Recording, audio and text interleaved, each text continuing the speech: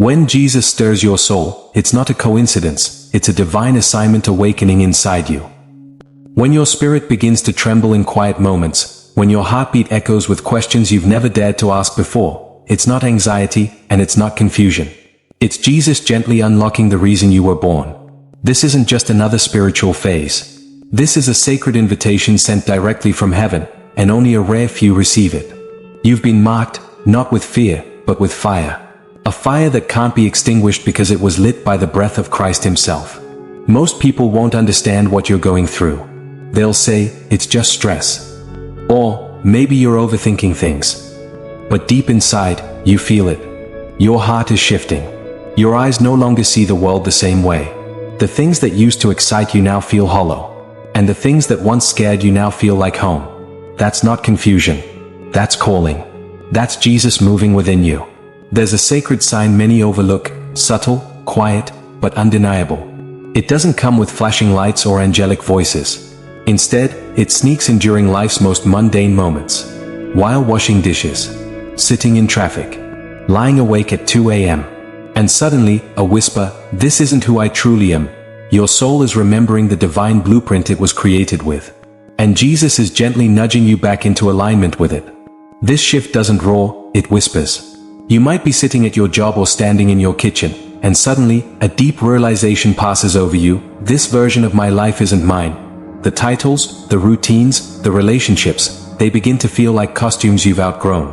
The truth is, Jesus is stripping away every false identity the world placed on you, so he can reveal the version he designed. You no longer chase validation from others because Jesus is teaching you to listen to the only voice that matters, his. You begin to feel out of place not because you've lost your way, but because you're finally remembering the path he laid out before you were born. Where others find comfort in noise and distractions, you find peace in silence. You no longer fear being alone, because when you're still, you can hear him more clearly. Jesus begins to isolate you not to punish you, but to prepare you. In the quiet, he's sharpening your spiritual vision. He's pruning you. And that pruning may hurt, but it's how he makes room for your purpose to bloom. The money, the fame, the success, they start to lose their grip. Not because you're broken, but because Jesus is filling you with something more eternal. A hunger for truth. A thirst for meaning. A longing for heaven. Your soul begins to ache for something the world cannot provide, because it was never made to be satisfied here. It was made to be satisfied in him. You start to feel emotions that aren't even yours. You weep for people you don't know. You carry burdens you didn't ask for. That's not weakness, it's spiritual empathy. Jesus is opening your heart so wide that you begin to feel the wounds of the world. Why? Because he's preparing you to heal them, through his love working through you. You begin to receive signs, not always in words, but in moments, symbols, and divine nudges. Jesus starts to speak to you in ways that bypass logic. Maybe it's a dream that won't leave you. Maybe it's the same verse showing up again and again. These are not coincidences. They're confirmation. Your spiritual radar is awakening, and Jesus is teaching you how to read it. Suddenly, you can't ignore the suffering in the world. Your soul doesn't want comfort, it wants purpose. And you realize your life isn't just for you. Jesus is calling you to be a light in the fog, a hand in the storm, a voice in the silence. You were never meant to blend in. You were born to be set apart. Your presence is part of his plan. You release people, habits, even dreams you once chased. And you don't even know why, you just feel led to. That's the Holy Spirit clearing space. Because before Jesus blesses, he breaks. Before he builds, he removes. And that release is not loss, it's preparation. Your laughter sounds different. Your thoughts feel sacred. You speak with more compassion. Why? Because you've been touched by the hands of the one who created you. You're no longer the old version of yourself. You've been rewritten by grace. And this change? It's permanent. It's divine. It's Jesus choosing you for more. So if you've been feeling these shifts, if your spirit has been stirring, your heart breaking, and your world changing, know this, you are not broken. You are becoming. Jesus didn't call you to live a normal life. He called you to live a holy one. And everything you're experiencing right now is not a detour, it's destiny. Hold on. Keep walking. Keep praying. Keep trusting. Because the same Jesus who started this work in you will finish it gloriously. And if you're still listening to this message, it means you were meant to hear it. You are chosen. You are seen. You are loved. and your journey is just beginning. There comes a time when your laughter doesn't feel genuine, when even the brightest days feel strangely dim, and your soul begins whispering that something is off, not outside, but deep within. You may try to ignore it. You may tell yourself you just need a break.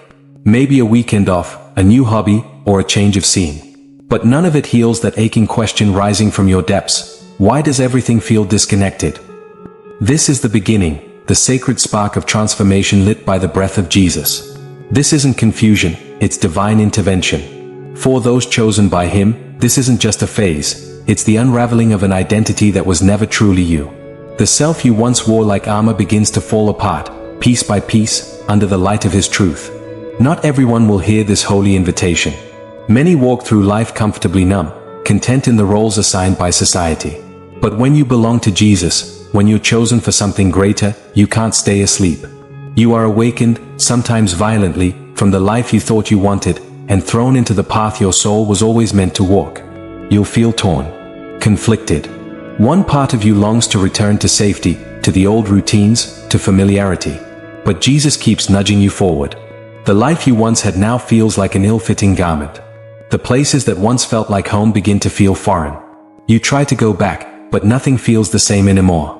The door behind you is shut, not by punishment, but by grace. Because Jesus isn't changing what you do, He's transforming who you are. And once the light touches your soul, you cannot unsee what has been shown. You cannot pretend anymore. You cannot unfeel this holy discomfort. It is His way of freeing you. As this sacred shift deepens, another layer peels away, and it often hurts even more. The relationships in your life begin to lose their former resonance. The people who once felt like your tribe now seem distant, out of sync. You'll sit beside a lifelong friend and wonder why their words suddenly sound hollow, as though your spirits now live in different worlds. It's not arrogance. You're not better than anyone. But your soul is aligning with the frequency of heaven, and not everyone in your past can rise with you. Jesus is moving you to a new realm, and some people are simply not meant to come along. And while that sounds noble, it feels excruciating. People will misunderstand you. Conversations will feel forced. And you may question if you're doing something wrong. But in truth, this is Jesus gently removing what no longer matches the sacred rhythm of your reborn soul. The shift may feel like rejection, but it's actually protection. The Lord is making space in your life for divine connections, for souls that speak your language, that walk your path, that reflect the love and light you are stepping into. Every tear you cry in this process is a prayer Jesus hears. Every ache in your heart is a page in the story He's writing through you. And then, without warning, you'll become hyper-aware of everything around you. Sounds will feel too loud. Crowds too chaotic. Rooms too bright. It won't just be overstimulation, it will be spiritual sensitivity. You're not anxious, you're becoming attuned to what heaven feels like and how far this world has drifted from it. You'll crave silence, peace, stillness. You'll begin to notice how noisy the world truly is when your heart starts beating in sync with Jesus. The entertainment that once distracted you will now feel empty. The chaos that once felt normal will now exhaust you. This is not weakness, this is your soul cleansing itself under the light of Christ. And though it feels isolating, this solitude is where Jesus meets you most intimately. He becomes your refuge when the world becomes too much. He holds you close when you can't explain your feelings to anyone. He speaks in the silence that others run from. So if you find yourself breaking down, disconnecting, questioning everything, don't run from it. Don't try to numb it. Lean into it. Because this is not the end. It's the holy beginning. Jesus is calling you out of who you've been so He can reveal who you truly are. You are not lost. You are being found. You are not broken. You are being rebuilt. You are not alone. You are walking with Jesus. There comes a moment when your soul starts recognizing what your mind used to ignore. That's not anxiety, it's Jesus calling your spirit to higher ground. You're no longer able to accept what once numbed you, because Jesus is sharpening your inner compass. Suddenly, the noise of this world feels louder, harsher, more invasive, not because you've become weak, but because Jesus has made you spiritually aware. Your skin tingles with the unspoken energy of a room. You sense people's hearts before they even speak. Their pain becomes clear, their stress becomes audible, and their intentions become readable, not by logic, but by the gift Jesus has placed within you. You crave peace, not to escape, but because that's where Christ whispers clearest. You pull away from what drains you, not out of fear, but obedience.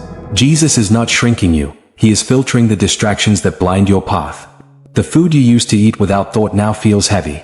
The devices that kept you entertained now feel intrusive. Your system isn't malfunctioning, it's aligning with heaven. And that, my friend, is divine recalibration. Jesus is purifying your temple so that your body, mind, and spirit become worthy vessels of His light. You are no longer just walking through life, you are walking with Jesus, and when that happens, your entire environment begins to shift. There comes another turning point, one that feels strange, even unsettling. You lose your desire to outperform, to compete, to prove. That isn't failure. That's Jesus untangling your purpose from your ego. You're no longer chasing trophies that don't carry eternal value. You don't want to dominate, you want to serve. Not because you've become less, but because you've finally become aligned with your divine assignment. The race to be the best no longer excites you, because now you're focused on being faithful.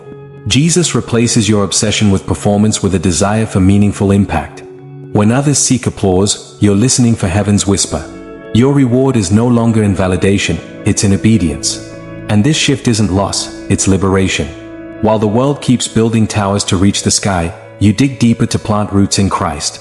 That's what separates the chosen. You're no longer climbing ladders, you're growing in grace. Then something odd happens. Time itself begins to feel different. You check the clock, and the minutes don't add up. Days feel like dreams. Hours stretch and collapse without logic. That's not confusion. That's your soul slipping out of man's calendar and into God's timing. Jesus is teaching you how to live in the now, because eternity isn't measured by clocks, it's measured by presence. You stop planning and start perceiving. You stop managing time and start flowing with divine rhythm. You trust that the right doors open when Jesus says they will. The right people appear when He sends them. And the moment you let go of controlling outcomes, you begin to walk in miracles. It's no longer about sticking to routines, it's about staying in the Spirit. The past fades, the future humbles itself, and the only place that matters is where you and Jesus are, right now. And in that space, you begin to crave stillness. Not because you're depressed, but because silence becomes sacred. Solitude becomes sanctuary. Being alone no longer feels lonely, it feels holy. You pull away from noise, not in rebellion, but in reverence. Jesus draws you inward, because there's something He wants to reveal. Not in the crowd, not in the chaos, but in the quiet. It's in those still moments that He places the seeds of your next season. You're not avoiding people, you're protecting the atmosphere where God speaks most clearly. You begin turning off distractions, sitting in the unseen, and letting your soul breathe. In this stillness, Jesus prepares you, not just for peace, but for purpose.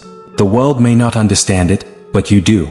You now know, time alone with Jesus is where your true strength is restored. Then comes that unshakable pull, the feeling that you're here for something greater. You may not have the full picture yet, but deep inside, you know, Jesus didn't bring you this far to live an average life. There is a mission tied to your breath. There is purpose stitched into your heartbeat. You're no longer satisfied with survival. You don't want to just exist, you want to fulfill. And although you may not see the finish line, Jesus keeps nudging you forward with glimpses of what's coming. Your dreams shift. Your desires refine. And what once excited you now feels too small. Jesus is awakening your assignment, piece by piece. And the more you listen, the louder His call becomes. You're not crazy. You're not lost. You're being aligned. This isn't a detour, it's divine direction. And then, it happens, you can no longer pretend. You can't fake smiles or shrink your truth. You can't carry the mask of who you used to be. The world may want a version of you that fits their mold, but Jesus wants the real you. And when He awakens that, there's no turning back. You stop apologizing for your voice. You stop changing your light to make others comfortable in their darkness. You walk in authenticity, not arrogance, because now, you're moving in truth. You don't want to blend in anymore, you want to shine. You become bolder, clearer, anchored, not in who the world says you are, but in who Jesus says you are. Every yes becomes sacred. Every no becomes holy. You no longer sacrifice your soul for acceptance, because you've already been accepted by the one who matters most. If you're feeling this shift, this stirring, this spiritual activation, know this, you're not broken. You're not behind. You're not misunderstood. You're being prepared.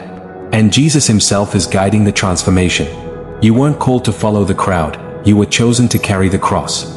You weren't born to impress people, you were born to impact lives. And if the old version of you no longer fits, it's because you're stepping into a reality that only Jesus could design for you. The sensitivity, the silence, the surrender, it all points to one truth. You're not just waking up. You are being anointed. You are walking a rare path, one that leads not to fame, but to freedom. Not to applause, but to alignment. And not to ease, but to eternity. May Jesus fill your heart with unwavering faith, your spirit with divine peace, and your path with unstoppable purpose. You are not alone. You are rising. And heaven is rejoicing.